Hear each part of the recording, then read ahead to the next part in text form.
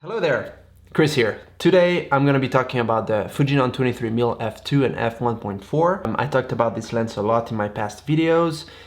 This is for many one, if not the best, focal length for street photography, being a 35mm equivalent for full frame. There are two versions, and while it might appear pretty obvious for some of us what the differences are, it can get quite confusing as well.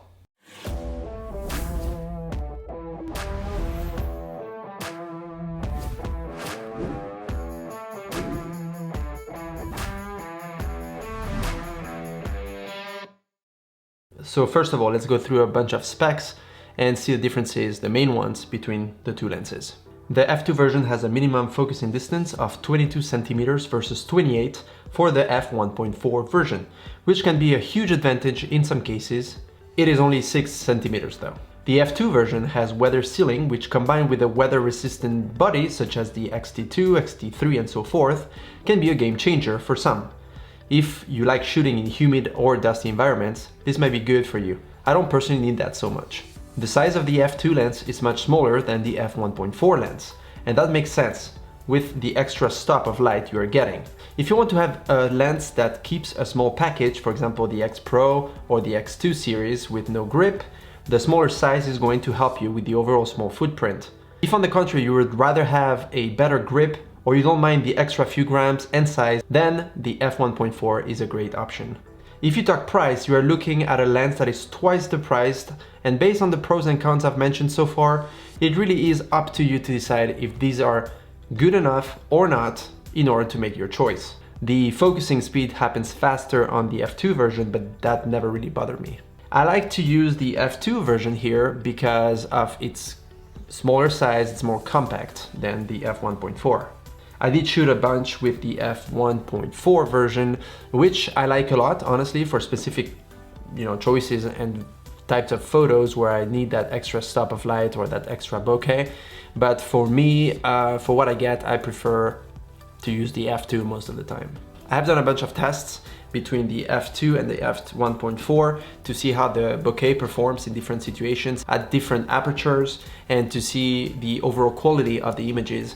If I have to be honest, my personal opinion is that the f1.4 gives you a better and more organic type of depth of field, bokeh, and image quality overall. It's not a huge difference, but well, I'll let you judge for yourself. Here you go.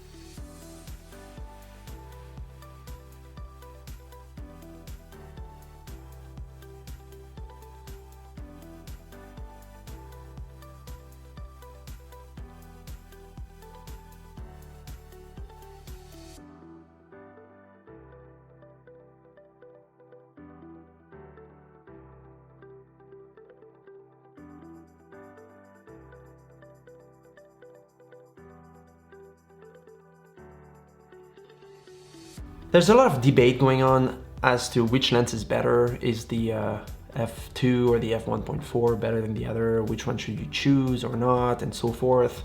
In fact, there's also a lot of questions about the 50 f2 versus the 56 f1.2 and soon the 50 f1. There's a lot of questions between the 35 f2 and the 35 f1.4, and we're pretty much looking at the same thing with the 23mm lenses. So Fuji has done a first shot, pun intended, of lenses which are faster than the second version they came out with. They are great because of obviously the aperture, but they were lacking things such as the focusing speed, the weather resistance, the size, and the weight. Those are factors that were handled in the other version here, the f2 version. So the issues of the first generation were fixed with the 2.0 version, the second lens here, at least for some. But if you're like me and the focusing speed, the weather resistance and the size don't really matter, then honestly just go for whatever you prefer. If you take those things out of the picture because you don't actually need them, if you do need them, yeah, for sure, there you go, that's your choice.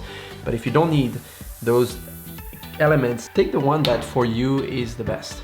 For example, I'll give you an example. For weddings, like I said many times, I use this little guy here because my main lens is the 56mm f1.2 and it is not the 50 f2. Why? Because I don't care about weather resistance, I don't care about the size, and I don't care about focusing speed that much.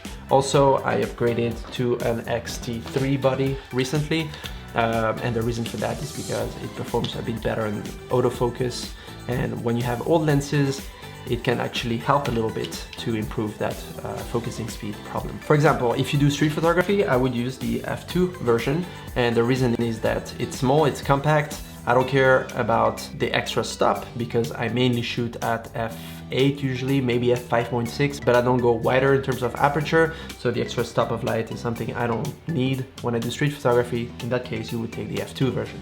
For portrait, I would rather go for the f1.4 version. The reason is that you get a more organic feel when it comes to bokeh. You have a shallower depth of field, and that extra stop of light might be helpful if you do portraiture in low light, or if you do it, for example, in the evening or early morning, or that can be useful. I have shot also some newspaper shots for local newspapers, and for those I've been using the f2 version.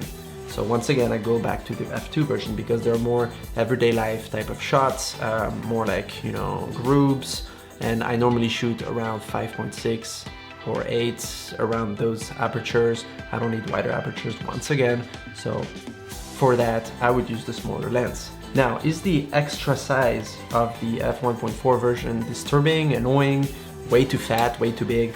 I don't think so. Honestly, I come from the days where we had DSLRs.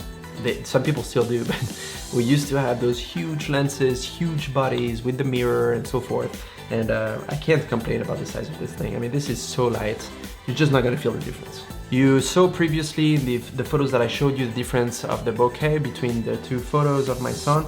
And if you know what you're looking for and what type of images you're gonna shoot, what type of depth of field you're looking for, you can choose between the two more easily. So answering the question, is the 23mm f2 better than the 23mm f1.4, is actually really hard, and I would almost say impossible, because these two lenses can and would complete one another. It depends what type of photography you do. Do you travel a lot? Do you go in places that are humid or not? What kind of look you're looking for? What's the environment? What type of camera you're using? And so on and so forth. So those questions, I hope, have been answered in this video. The thing is, even if this one is older than this one, and you might think, yeah, but this is more recent, it has a better tech inside, and I have not missed a shot with this lens here. It will remain forever a great lens. And an aperture of f1.4 is actually very good, I would say, for the compact size it has and for the build quality. So yeah, once again, up to you. I have to tell you guys, I'm currently really impatient to try the 50mm f1 that's coming out in 3 days. I will get my hands on it as soon as it comes out. I will be testing it, reviewing it, so stay tuned. And that is going to be quite an interesting lens to test. So which 23mm do you guys own? Do you own a f2 and f1.4? Do you own both? Why would you choose one over the other? What is your take on the lens? And how would you answer the question, which one is better? That's something I'm curious about. Write it down in the comment section below. So I see you in my next video. Take care and keep shooting. They just have pros and cons that might be better for you. Okay, whatever. Never mind. Let it be. Never mind. Okay.